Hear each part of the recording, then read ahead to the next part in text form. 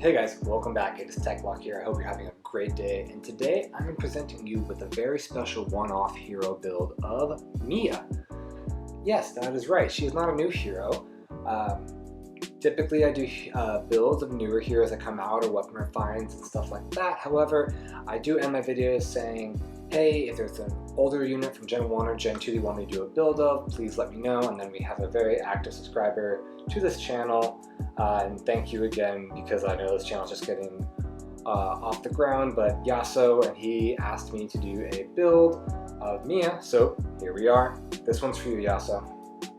So, obviously here we have her base kit with Resolute Blade, Luna, Flashing Blade 3, and Vantage, and until very recently she was the only unit in the game that possessed Flashing Blade 3, and then we just got Summer Yoga with Flashing Blade 3 for essentially a free-to-play version of it, and then we got Marita with Flashing Blade 4.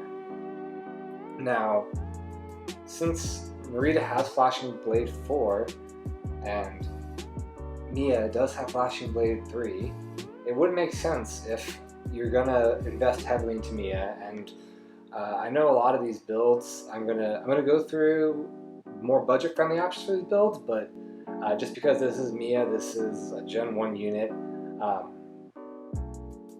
and typically if you're building units at this stage in the game, you're going to put a lot of heavy investment in just because you like the character. So most of the builds here are going to be pretty heavy investment, but I will go back and kind of give you a little bit more budget options. But because she already has Flashing Blade 3, why not give her Flashing Blade 4 from Marita? So obviously, if you're going to give her Flashing Blade 4, that's only one inheritance slot, and you might as well give her Null Follow-Up 3 as well. And if you want to look at it, so here we have Marita for comparison, and yes, the Resolute Blade does give Mia +3 attack, but with the +3 attack, her stat line really is pretty comparable to Marita's. It's not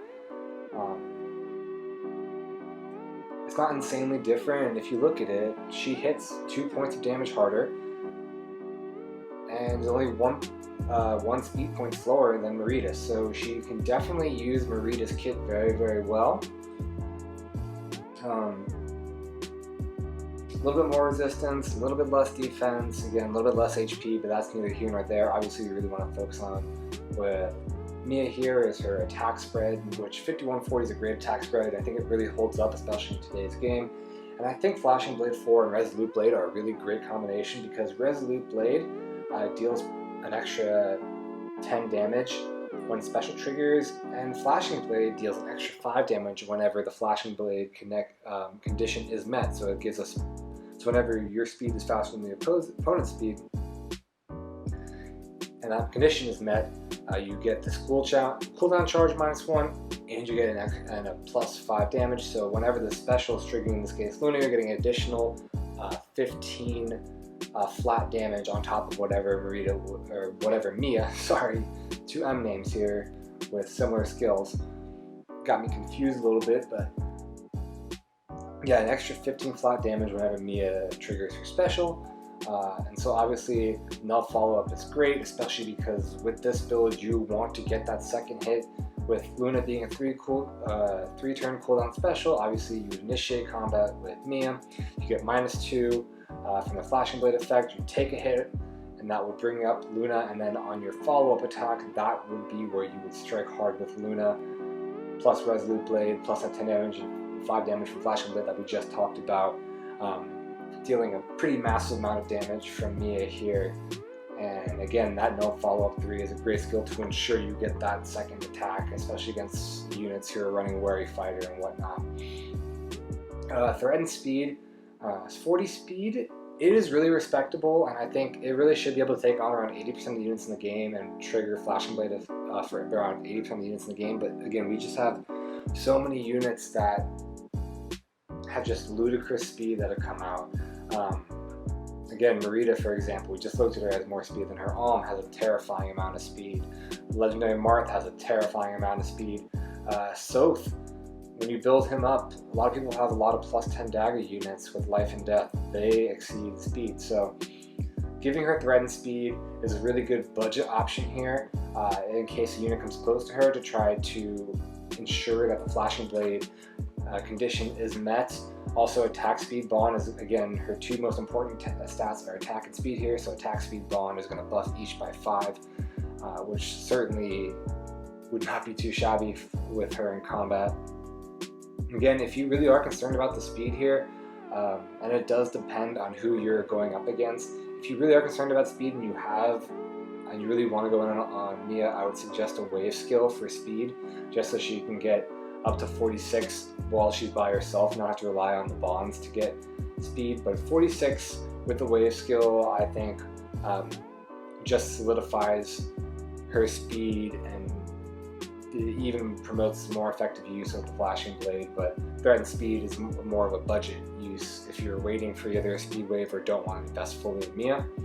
Alright, so the next build is going to dip away from her Resolute blade, and it's going to be a Fire Sweep sword. I think this would be a great build for Mia just because she does have the speed to pull it off. So with Fire Sweep sword, you're trying to get 2 hits in without a counter attack. So, and because Fire Sweep sword doesn't allow the opponent to counter attack, you want just a little bit shorter cooldown. You can't use Luna because you won't proc Luna on the second hit. You will need Moonbow. So again, 2 cooldown, you'll knock off the second cooldown. You knock off both cooldowns on the first hit, and then the second hit with Fire Sweep sword will be with Moonbow, increasing that damage output. Again, Flashing Blade 3, which she comes with, should be no surprise. And Null Sea Disrupt. Again, I talked about this very heavy investment build, but this is the Fire Sweep plus Null Sea Disrupt has been talked about at length, and I know it's really interesting how it works. So when you combine Null Sea Disrupt with Fire Sweep sword, you can attack the opponent and they won't counterattack, but if they attack you, you will counterattack. Which is kind of a funny thing. It seems like it might be a little bit broken, but I think that is a really cool effect and something you would take advantage of with Null Sea Disrupt and Fire Sweep sword, and she definitely has the speed to pull it off. So this build would really be emphasizing the first 3 turns. So you're going up against your first unit, you're initiating, you're getting that double, hopefully with the 40 speed. Again, attack smoke here is a good budget C from Kaze, but if you have a speed wave skill to put on her, I definitely recommend that, just to ensure, or odd speed wave here would be perfect, especially if you're talking about initiating on the first turn. But that would just bring up the guarantee of triggering Flashing Blade much higher.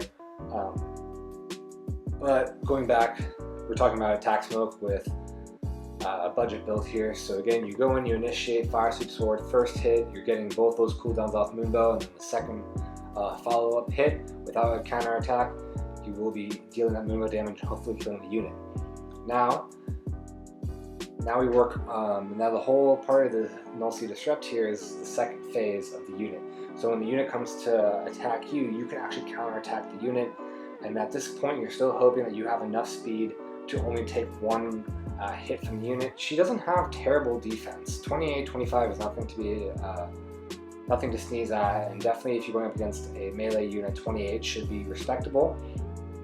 So again, she should take the hit, be able to counterattack because of Null Sea Disrupt, and also this attack smoke here is to increase her survivability on that counterattack. And then after taking that 1 hit, she will be in brazen attack speed range, so now she is almost certain to double, given the +7 attack and +7 speed, and then you can just go on a tear with the Fire Sweep sword. Now again, we're talking about a lot of speedy builds here, so I know it's probably only inevitable that you figured it's going to be Quad Queen Mia.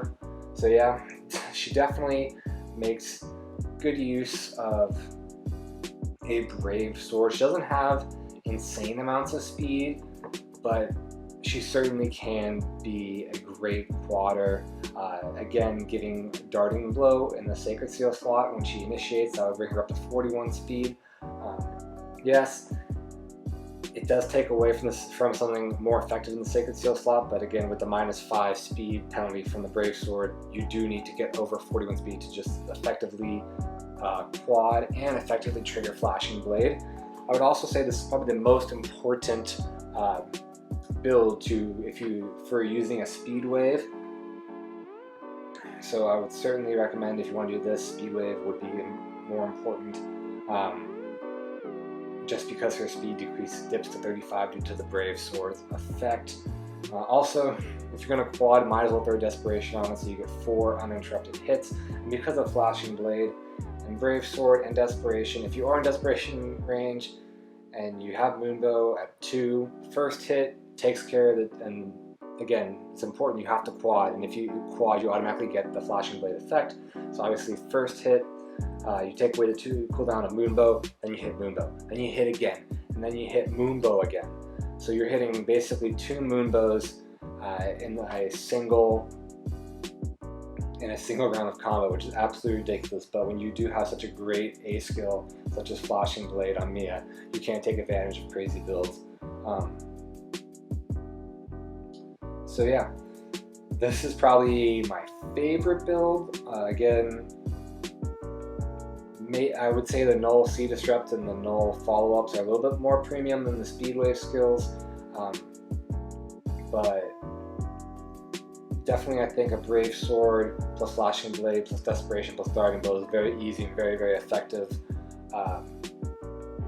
build to put on Mia. Also, if you want, if you think Moonbow is overkill on this build, you can certainly put Gale Force on her. With Desperation and having 4 hits in a row, she should be able to take out most units she goes up against, unless they're Brave Hector or something like that, or Legendary Tiki. So she should be able to take care of them, trigger Gale Force, and just move on to the next unit. And now we have a little special surprise at the end. There is a Mia ult, so why not tackle the Mia ult? Here we go. Honestly, I didn't want to do her just because this was a Halloween banner where I really wanted a Halloween Mur and a Halloween Mia, and I spent so many orbs, and I think I got up to 6.25%, and then the banner ended, and I didn't have enough orbs to spend. So that was really disappointing, getting up to a 6.25% pity break, and then and not even getting a pity break, just getting nothing, just the banner ended. So that was that. So, but I digress. She's here, she's an ult, she's a great unit, comes with a great wand here, so we had to definitely touch on her skills. So there's 2 ways to use her, and I think she is really effective with both. Obviously, you can make her a support unit, which is what we have here.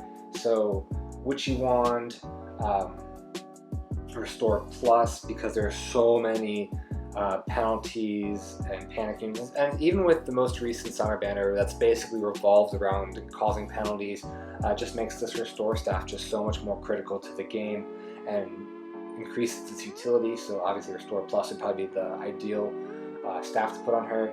Miracle, just because when you're using Witchy Wand,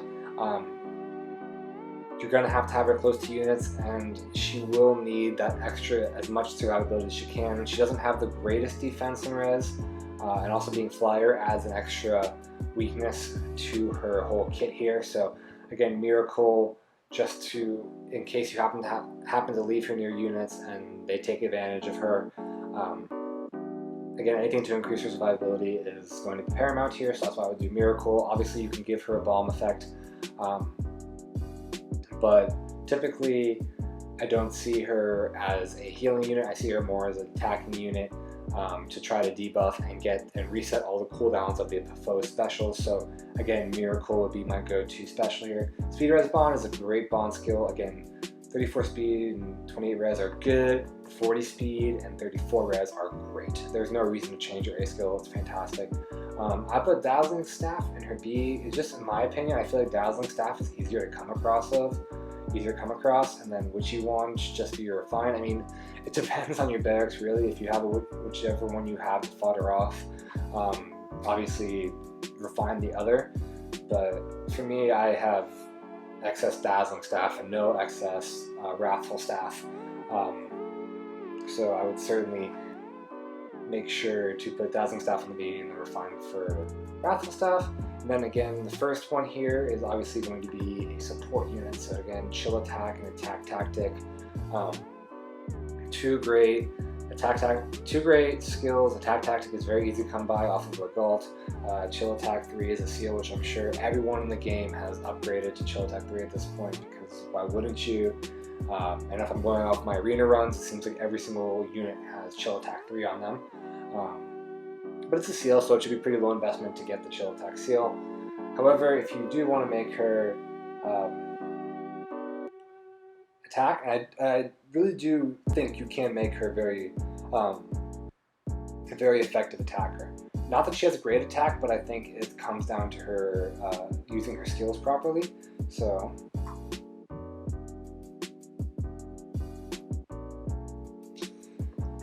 yeah, this would probably be, while I would recommend the previous build is obviously support build, so you go in, use what you want, restore everyone's cooldowns, then probably reposition her out or try to get her out of there.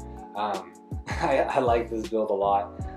If she's gonna go in and attack, why not make the most of it? So it's just adding insult to injury at this point. You're gonna use what you want, you're gonna restore you're gonna reset all their special cooldowns, and then you're gonna give 14 damage to all surrounding units. It's certainly it's a double shin kick, and I see this playing very, very well if you do have a Halloween Mia. And again, I guess the only heavy investment part would be either finding a Dazzling Staff or Wrathful Staff. Savage Blow really is pretty easy to come by, and so are Miracle and Restore. So again, I think this should be a fairly easy build, and if you like Mia, and I don't understand why you wouldn't build Mia. She is one of the best healers in the game in my opinion. So yeah, that brings us to the end of the Mia build. Yeah, so I hope you enjoyed, I hope you got some ideas. I hope you have both Mias. I unfortunately have neither, so I'm a little jealous of you. But hopefully this gave you a little something to think about. Anyone else who watches the channel and wants me to do a build of your favorite hero from either Gen 1, Gen 2, or before this channel came to be, please let me know down in the comments. I'm more than happy to do these build videos and kind of give you my perspective on how they would be built. Again, as always, I would greatly appreciate a like and a subscribe. I do put a lot of work into making these videos, and hopefully you guys enjoy them, and if you do, that would be greatly appreciated. Also, if you're here, might as well watch some other videos of mine, because if you like this one, you might like some others, and we all know how you get when you fall down YouTube holes. So on that note, check them out and take care.